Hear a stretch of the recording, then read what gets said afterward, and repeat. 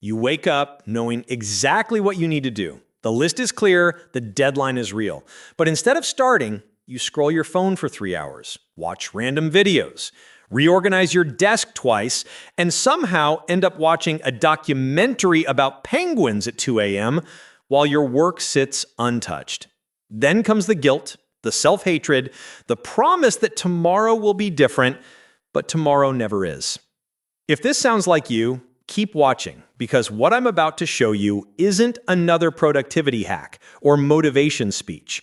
It's a simple brain trick that literally rewires how your mind responds to tasks, and it only takes 2 minutes to activate. Here's what nobody tells you about laziness.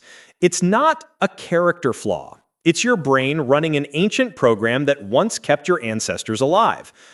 Picture your brain as a boardroom with 3 characters. First, there's survival brain. He's been around for millions of years and hates anything that feels hard. Then there's future brain. She sets all those ambitious goals. And present brain. He has to choose between them every single second. Survival brain speaks first and loudest. When you think about starting that project, he immediately calculates the energy cost. Too high? He floods your system with resistance. That heavy feeling in your chest? That's him. The sudden urge to check your phone. Him again. Most people try to fight this with willpower, but survival brain has been winning battles for 2 million years. You've been trying for what, a few decades? It's not a fair fight. But there's a back door. Your brain can't actually tell the difference between 2 minutes and 2 hours when it comes to starting something. The resistance you feel? It's the same whether the task takes 2 minutes or 2 days. Think about the last time you procrastinated for hours, finally started and thought, why didn't I just do this earlier? That's because once you begin, your brain releases dopamine, not for finishing, but for starting. This dopamine quiets survival brain, and suddenly everything feels easier. Here's the protocol. When you need to do something, don't tell yourself you'll do the whole thing.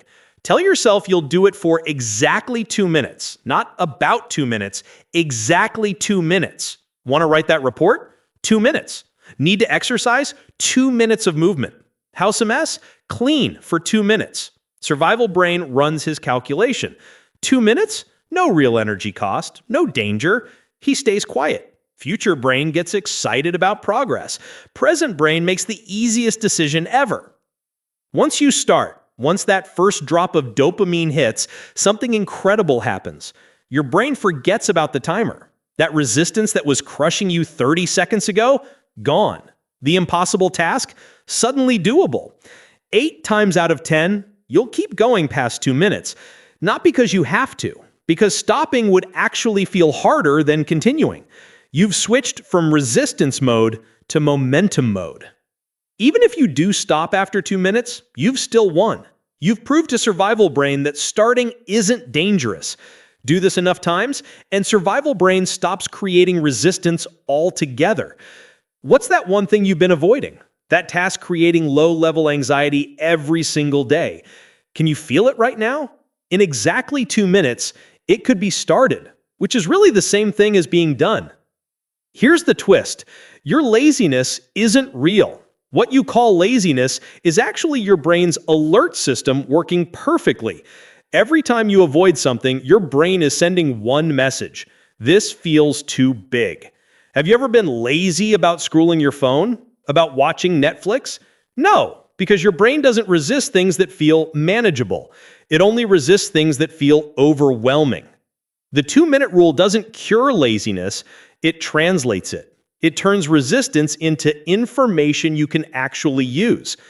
This means every moment of laziness is your brain trying to protect you from perceived danger, the danger of failure, of judgment, of not being enough. When you start using this, tasks stop feeling like mountains. Your days stop ending with guilt. That gap between who you are and who you want to be starts closing, not through force, not through motivation, but through understanding how your brain actually works. You don't need more discipline. You just need to make things small enough that your brain stops protecting you from them 2 minutes at a time. I want you to try something right now. In the comments, tell me the one task you've been avoiding the most. Then tell me what 2 minutes of that task would look like. Not the whole thing, just 2 minutes. Someone else needs to see your example to realize their own task isn't as impossible as it feels.